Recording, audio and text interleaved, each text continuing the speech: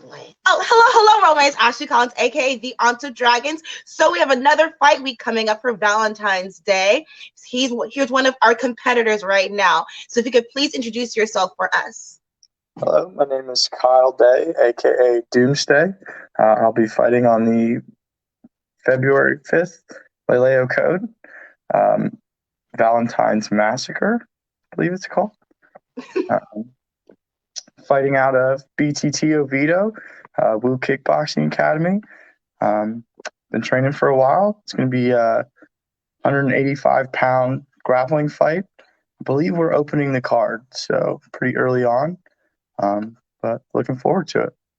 And it's submission only, right? Yes.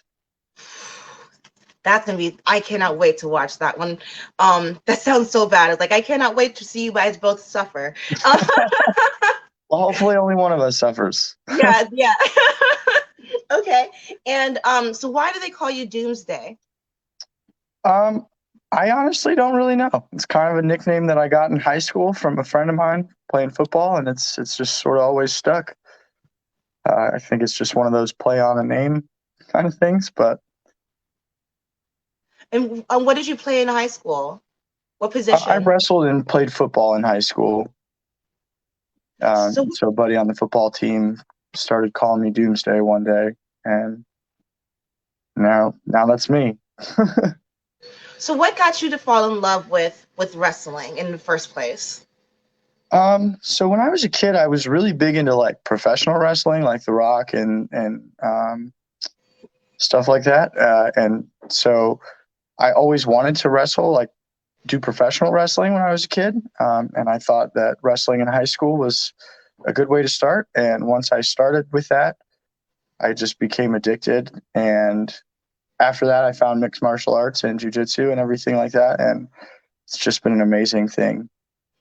That's cool. So you've always been athletic. You've always been very competitive. Oh, yeah, always. I've been super, super hyper my whole life. And if I wasn't running around doing something, it was going to be the death of me. Is that something that your parents both do as well? No, it's just me. My family has a hard time understanding why I like to get hit in the head so much, but that's so funny. Okay. Speaking of The Rock, throwback WWE, what do you think your cheesy wrestler name would be other than Doomsday? Oh man, Doomsday's pretty cheesy, but you think so? I don't know. I never really thought about it. I couldn't tell you. I'm not very creative with that kind of thing. It's so funny. I don't know why I was watching it the other night.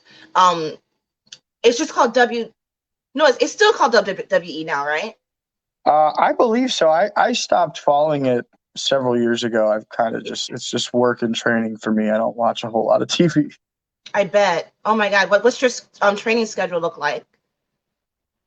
So I work 9 to 5 every day in construction, and then I'm at the gym from about 6 to 9 every night. And then I usually do yoga or go for a run in the evenings. And then when do you eat? What do I eat? When do you eat? It's like usually on the go. And not often. Oh no. Okay. So I've noticed you are all covered in tattoos. How many tattoos do you have? Oh man. I think I have 20 right now in total. I'm not really sure. My whole back is covered. My legs are covered. Shout out to Frank the Tank over at Classic Craft Tattoos in Orlando, though. He does all my work. He's a great guy. How old were you when you got your first one? It was my 18th birthday present from my sister. Aw. So, what did you get? I got a tattoo on the inside of my arm here that says, "In God I Trust." Oh, that's nice. The first one always has to be, I feel like it has to be like some kind of quote or something. Yeah, I guess so. Yeah. It was definitely powerful to me at the time, for sure. True, true, true. Okay, so with Valentine's Day around the corner, I'm sure you're so excited about that. Super. What's the most romantic thing that you've ever done or received for Valentine's Day? Oh man, for Valentine's Day. I think I did like the whole cheesy Valentine's one year for an ex of mine, where I went shopping, picked out her what I wanted her to wear that night, her perfume, her makeup, all that. We went out to some nice steakhouse, I guess, and got home, drew her bath, had rose petals in the bed and all that. What? Yeah, the whole nine, did the whole movie thing. So That's that's probably as romantic as I've been on Valentine's that's so specifically. nice. Do you think that as I would have I just met you, but like you give off very alpha male energy. And do you think that as a competitor and as an alpha, do you think that as you grow older, love is a bit childish?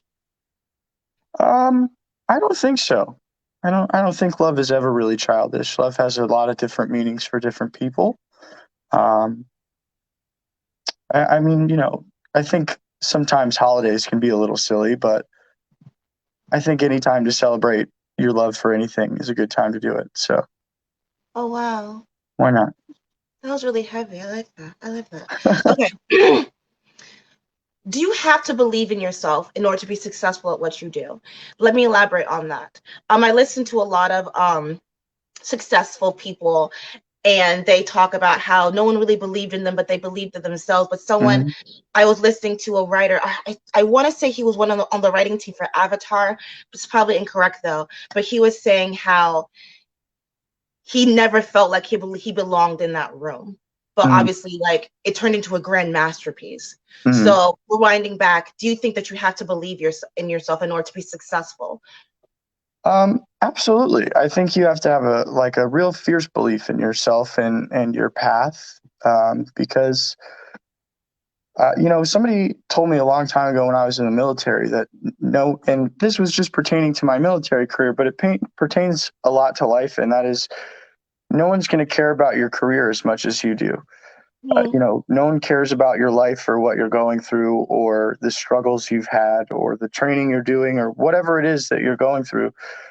Nobody really cares until you're successful. So you mm. have to have a very fierce belief in yourself and the path that you're on if you want to be there.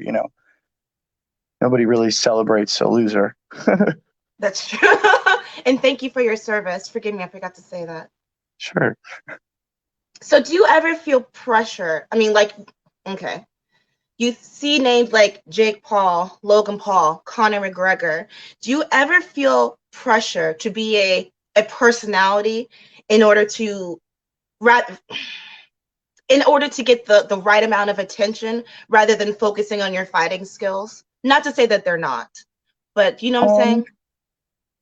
so there's a lot of different sides to this game. I think your personality and bravado and those guys that have a lot of um, that trash talk a lot, that are very loud in the media and things like that. I think that's a necessary part of this game, is getting yourself out there and broadcasting and networking.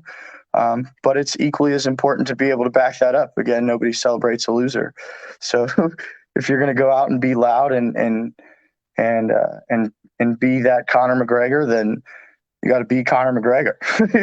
Yeah. you know. So I think that there's definitely a place for it in this game. Um, Not necessarily my thing, but it is definitely something I'm also working on. Sorry. No, no worries.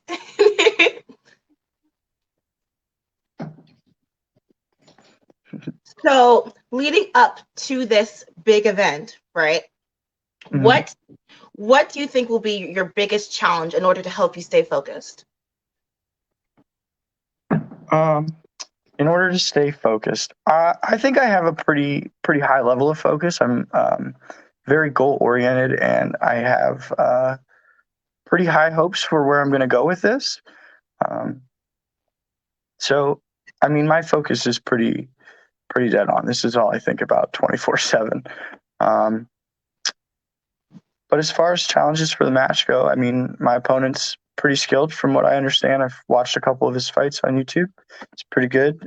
He's got some weight on me, but I'm just going to go in there and do my thing. That's something I've been curious about that I've been meaning to ask. This isn't something I wrote down, forgive me, but does size matter? Does that make sense? Size always matters. Really? Um, Do you think that that's more power in their legs or like more power in their throw?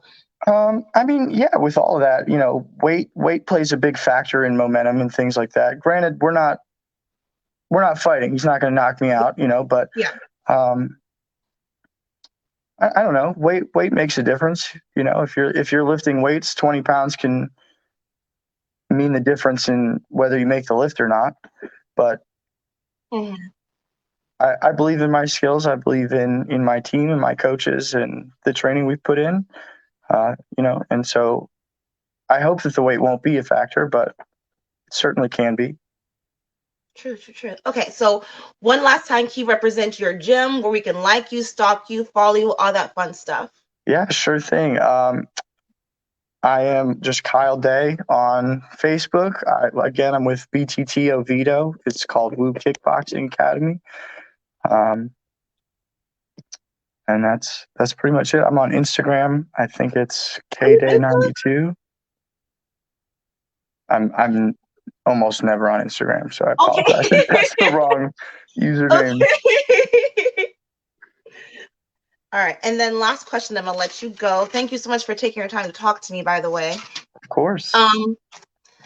I'm sure you remember this from high school, if you did study Shakespeare. These violent delights have violent ends. Going back to circling around the Valentine's Day theme, can we find the romance in violence? I think violence is beautiful when you practice it. Controlled violence is certainly very artistic. And I hope to put on a very beautiful display of violence next Saturday. Oh, that's so going inside the clip. Okay. Thank you so much for taking your time to talk to me, Kyle. Thank you for I cannot having me. wait to meet you in person. I'll be sure not to distract you beforehand. I'll talk to you afterwards. Okay, sounds good. It was great to meet you. It was nice to meet you. I'll see you next week. Take care.